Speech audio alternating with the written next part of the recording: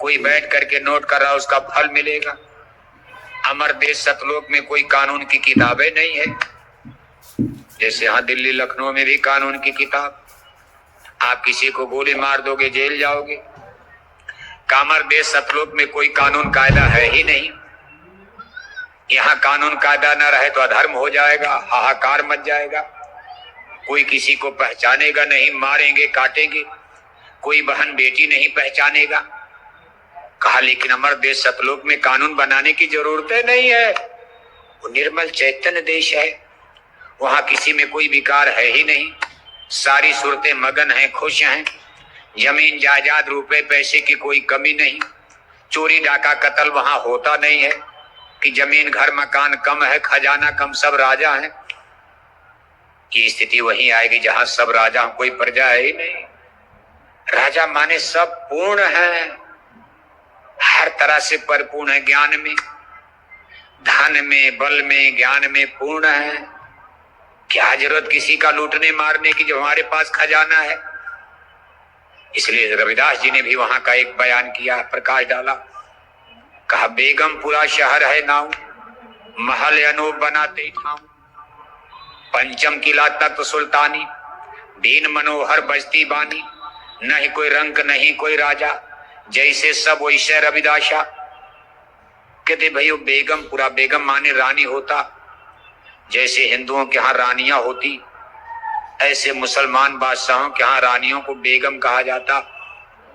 कभी अमर देश सतलोक में सारी सूरतें बेगम हो जाती। यहाँ आप अमीर हो, गरीब हो, राजा हो, प्रजा हो, ब्राह्मण हो, क्षत्रिय हो, यादव हो, हरिजन हो, शेड्यूल हो, बैकवर्ड हो, फॉरवर्ड हो। कोई लंगड़ा है, कोई लूजा है, कोई अंधा है, कोई बहरा है, कोई हिंदू है, कोई मुसलमान है, कोई गाय है, कोई बैल है, कुत्ता बिल्ला कीड़ा मकोड़ा। लेकिन अमर देश सतलोक की स्थिति बिल्कुल अलग है। कहा बेगमपुरा शहर है नाऊ, उसका नाम ही है रानियों का देश। यानी सारी सूरतें वहां महारानी है, कोई किसी से कम नहीं। सब में प्यार है, सब में मोहब्बत है, झगड़ा होता नहीं। सबके अंदर 16-16 सूर्यों का प्रकाश। बताओ आप, इतना बड़ा जिसके अंदर ऊर्जा हो। एक सूरज का प्रकाश आप देख रहे हो, भारत से लेकर लंदन अमेरिका तक सारी दुनिया को रोशनी दे रहा है। इस सूरज में, एक सूरज में इतनी ऊर्जा है, हमारी पूरी धरती माता को ऊर्जा दे रहा। वैसे वहां का सूरज भी अलग है, लेकिन अगर यही सूरज से तुलना करो तो 16 सूरज का प्रकाश एक एक सूरज के अंदर सतलोक में हो जाता। जिसके अंदर इतनी ऊर्जा, एनर्जी, आप कितनी रचना कर दो, हर सूरतें कितनी रचना कर सकती। इतना आप उनके पास ज्ञान है, विज्ञान है, ऊर्जा, एनर्जी, पावर, शक्ति।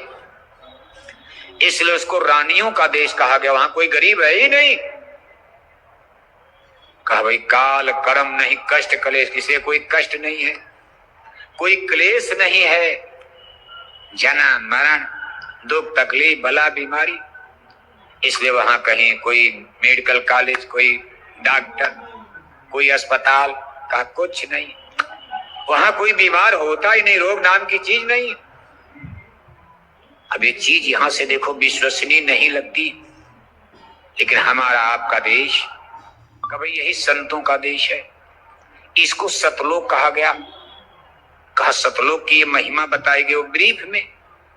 अब वहां की महिमा यहां कोई क्या बयान करेगा, लेकिन गुरु महाराज के वचन वाणी से जो सुना गया, समझा गया, भाई ये सतलोक अमर देश। अब कहते भाई यही देश संतन का जानो, सूरत निज घर अपना जानो। कहा संतों का यही देश है। हे सूरत, तुम्हारा भी यही देश है, संतों का भी देश है, और सारी सूरतों का वही देश है सतलोक। स्वर्ग वैकुंठ नहीं, यानी सारी आत्माओं का देश अमर देश सतलोक है। जो वहां पहुंचे संत है सोई, बिन वहां पहुंचे संत न हुई। कहा जो लोग वहां आते और जाते उनको संत कहा जाता। आदि और अंत का भेद जान गए, आदि भी जान गए, अंत भी जान गए। अमर देश सतलोक आना जाना जिनका हो गया वो संत गति मिल गई। कभी ये देश संतों का इतना शुभ और इसकी इतनी महिमा बताई गई। कहा महाराज नीचे जो लोग हैं ऋषि मुनि ज्ञानी ध्यानी जोगी ये वो पंडित पुरोहित, अरे काहे तो बड़े नीचे में। कहा पंडित काजी भेक सब, वेद कतेब पुराण, ऋषि मुनि जोगी और जति बसे काल की छांव। कहे जितना प्रपंच आप देख रहे सब काल की छाया है, ये काल की छाया में बसे काल के घेरे में है। ऋषि मुनि ज्ञानी ध्यानी पीर पैगंबर औलिया जोगी जति बसे काल की छांव। कहा ये काल के अधिकार में है, इनको काल दूत तुम जानो, इनकी कही एक मत मानो। थोड़ा कड़ा शब्द है, झगड़ा इसीलिए हुआ।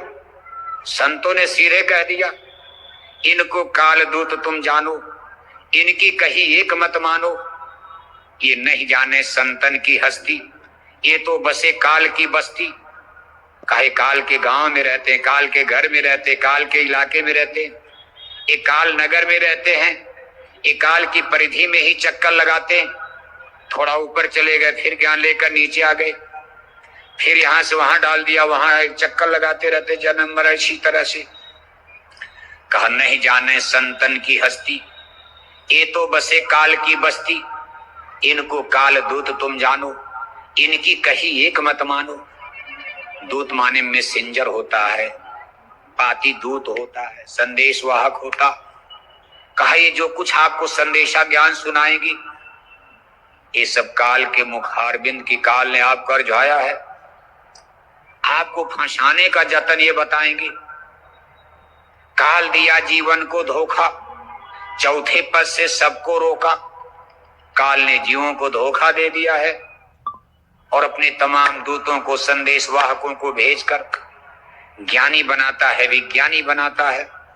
उन्हें क्षण बम परमाणु बम बनवा देगा, उन्हें से इंटरनेट कंप्यूटर मोबाइल बनवा देगा। ये सब काल का खेल है।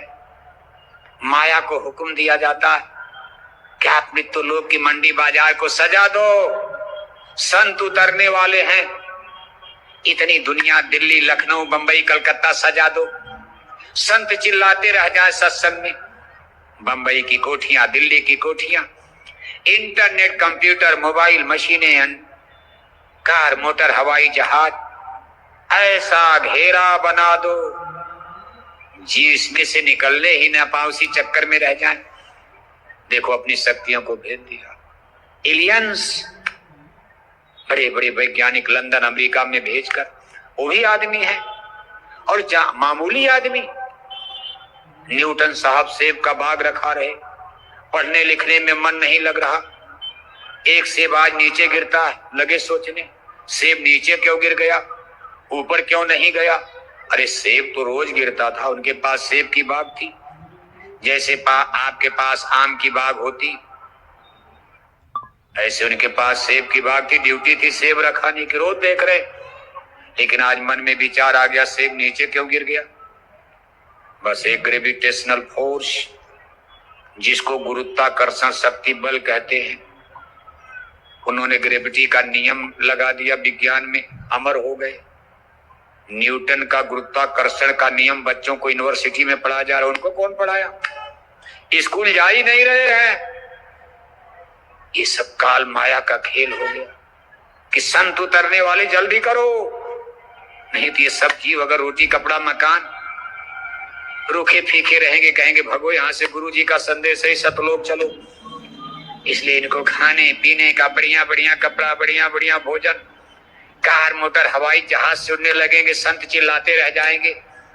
ये अंग्रेजी पढ़ करके सूट बूट टाई कोट बंदूक राइफल टांग कर आईजी आईजी बन जाएंगे। अहंकार में इनका समय 10-20 साल का पूरा, तब तक कोरोना में मर जाएंगे, इनको हम नरकों में डाल देंगे। ये सब माया का खेल हो गया, संतों के आने के पहले बखेड़ा हो गया। विज्ञान जगत ने अगड़ाई ले लिया और आश्चर्य की बात है कि सब लंदन यूरोप और अमेरिका में उतार दिए गए, जो भोगवादी देश है। भारत में विज्ञान प्रगति करता तो यहाँ कुछ अध्यात्मवाद जरूर लोगों में विचार बनता, लेकिन यूरोप अमेरिका तो भोग भूमि है। वहां वैज्ञानिकों ने खुलेआम कह दिया God is nothing, there is no existence of God, religion relation marriage and God are the poison for the society. Communist विचारधारा ही पैदा हो गई। कहा कुछ नहीं, धर्म कर्म सब बकवास, खाओ पियो मौज उड़ाओ, only one life theory, theory of only one life, एक जीवन का सिद्धांत बना दिया। कहा हम एक बार जन्म लेते, कई बार मरना, दोबारा जन्म नहीं, दोबारा मरण नहीं। और आज ये चीज भारत में भी नजर आने लगी। भारत में भी वो जहरीले कीड़े, आज यूनिवर्सिटी कॉलेज के माध्यम से साइंस विज्ञान जहां पढ़ाया जा रहा, आपके घर तक के जहरीले कीड़े भौतिकवाद के घुस रहे हैं।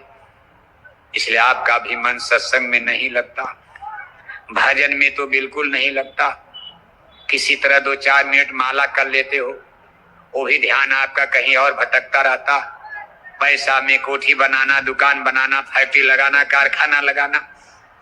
जब सत्संगियों का इतना बुरा हाल हो रहा, जिनको 30-30 बरस सतलोक तक का कथा गाना सुनने का अवसर मिला, तो जो दुनियादार हैं, जिनको गुरु महाराज का दर्शन नहीं मिला, जिनको पूज्य महाराज जी का दर्शन अभी तक नहीं मिला, उनके सत्संग वचन जिन्होंने अभी नहीं सुने, उन लोगों का माया क्या बुरा हाल करते होगी, विचार करो आप।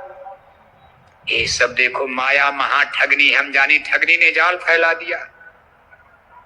जैसे बहेलिया शिकारी किस्म किस्म के दाने छींट कर और ऊपर से जाल बिछाकर चिड़िया पक्षी को फंसा लेता जाल में, ऐसे माया महा ठगनी हम जानी, सब जाल बना दिया। फंसो, दाना चुगने के चक्कर में जीव फंस गए। एक दो बंधन, कितना बंधन बना दिया। कहा बंधे तुम गाढ़े बंधनान, फंसे तुम गाढ़े बंधनान। पहला बंधन